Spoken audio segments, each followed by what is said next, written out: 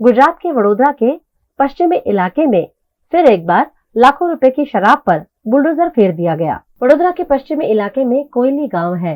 कोयली checkpost निकट zone 2 इलाके के 6 पुलिस स्टेशन द्वारा पकड़ी गई शराब की बोतल्स पर बुलडोजर घुमाकर उसे नष्ट कर दिया गया। गुजरात में शराबबंदी अमल में है और ऐसे में अवैध रूप से की जा रही शराब तस्करी पर डीसीपी जोन 2 वंजिता वंजारा और एसडीएम की उपस्थिति में शराब की बोतल्स को नष्ट कर दिया गया। करीबन 18 लाख की शराब को इस मौके पर नष्ट किया गया।